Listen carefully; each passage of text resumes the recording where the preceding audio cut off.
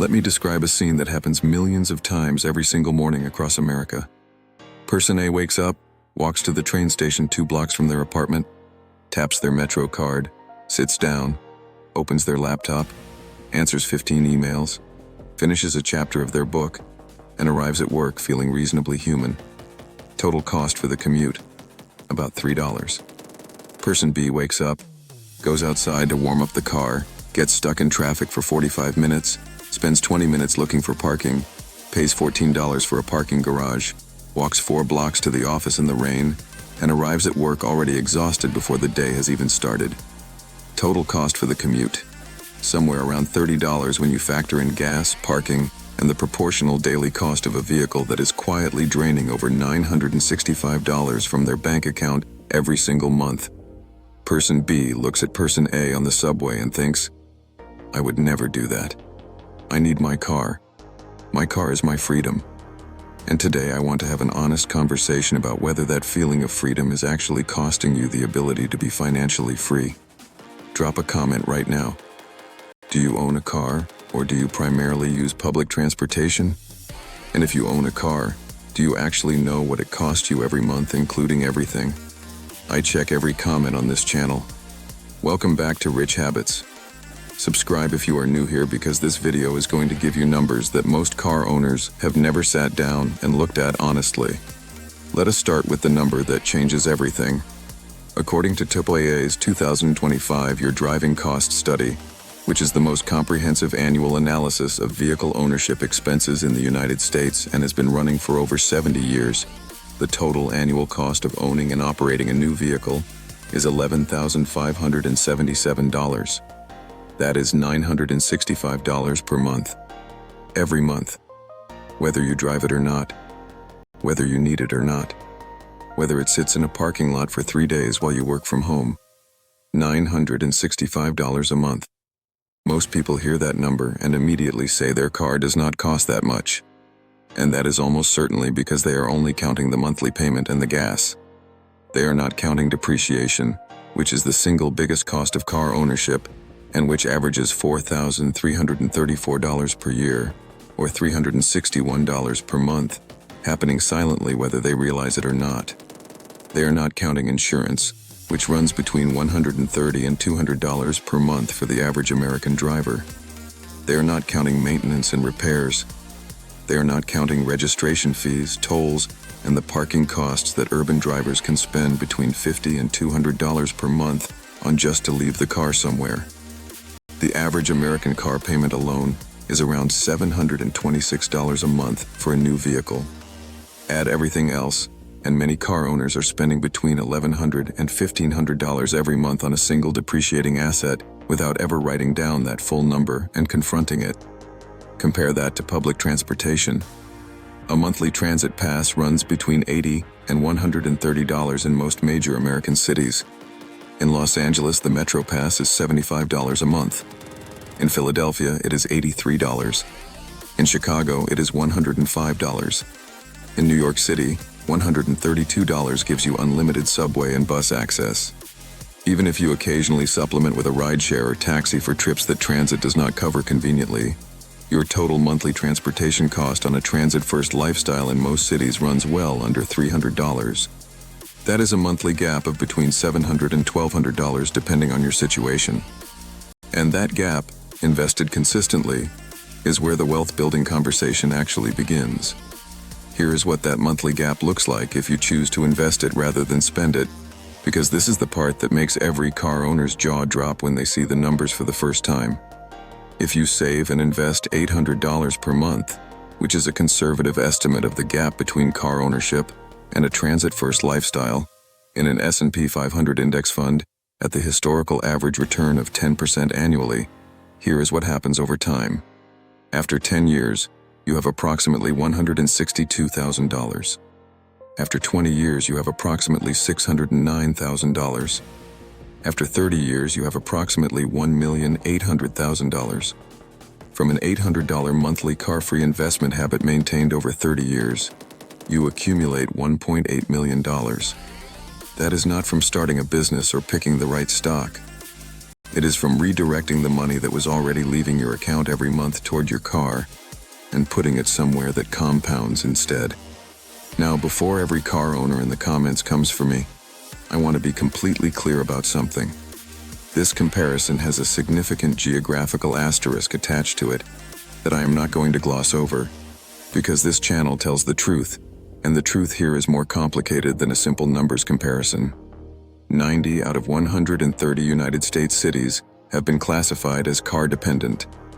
That means in most of America, public transportation is simply not a practical alternative for the majority of daily transportation needs.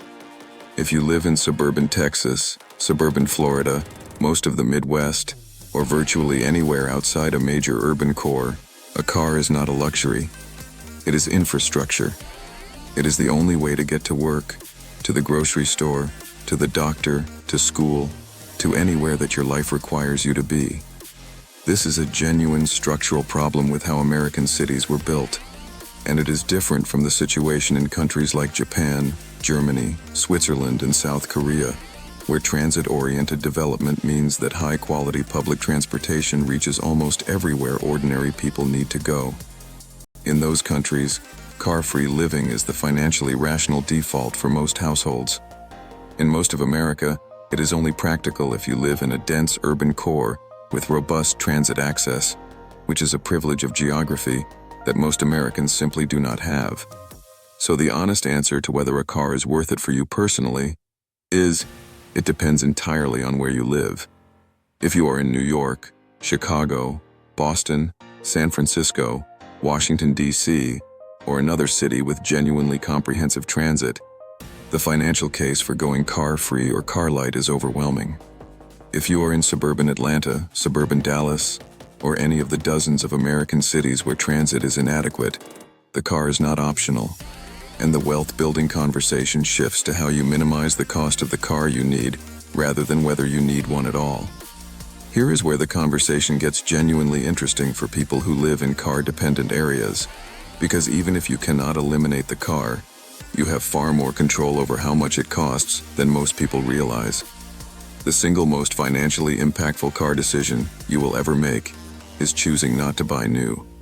Depreciation is the largest single cost of car ownership, averaging $4,334 per year on a new vehicle, according to AAA.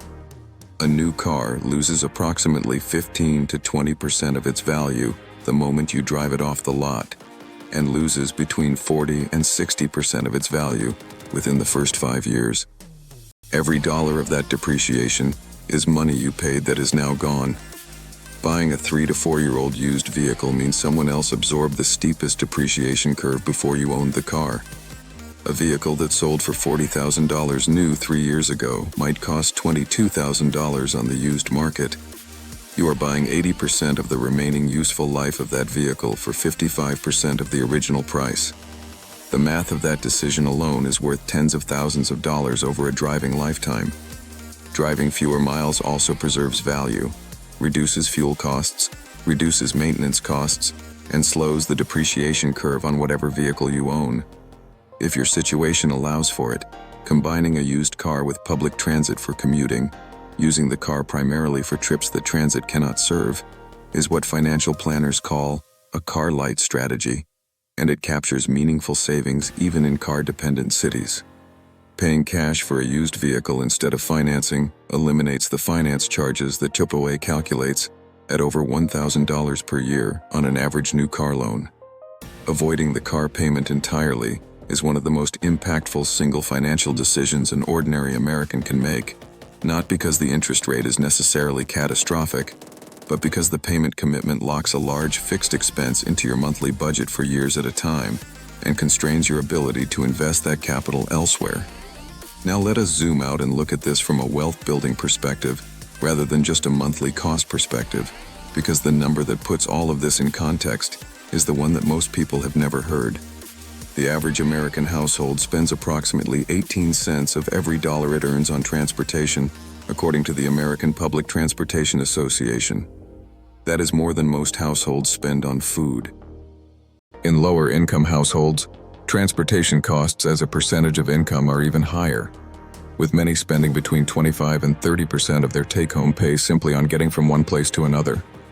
That is not a transportation expense. That is a wealth transfer. Every dollar spent on a depreciating vehicle, on insurance, on fuel, on parking, is a dollar that is gone. It produces no return. It builds no equity. It compounds into nothing. It is the opposite of what money does when it is invested in an asset. The wealthiest Americans, interestingly, have complex relationships with transportation. Warren Buffett drove a modest Cadillac for years and is famously uninterested in cars as status symbols. Charlie Munger drove his own car until very late in life and was similarly unimpressed by automotive luxury. Their transportation choices were not a constraint imposed by poverty. They were a reflection of understanding that a car is a tool for movement, not a reflection of financial success, and that the money not spent on automotive status is money that compounds into something real. The final thought I want to leave you with is this: whether you can go car-free or not is largely determined by where you live. Whether you are spending more on transportation than your financial situation justifies is entirely within your control. Running the honest numbers, including depreciation, the payment you think is manageable, insurance, fuel, maintenance, and parking, and comparing that total to what you could be investing, is one of the most clarifying financial exercises you can do for yourself. The gap between what transportation costs most Americans and what it needs to cost is one of the most underappreciated wealth-building opportunities sitting in plain sight in the average household budget. Now, before you go, I want two things from the comments. First, tell me what your car actually cost you per month when you add everything up honestly. Second, if you live somewhere with good public transit, are you using it to save money or do you still own a car anyway? Drop both answers below. I check every comment on this channel and I want to see where everyone stands on this. If this video made you think about transportation differently, give it a thumbs up and share it with one person you know who has a car payment they cannot afford to keep. Subscribe to Rich Habits so you never miss a video. I will see you in the next one.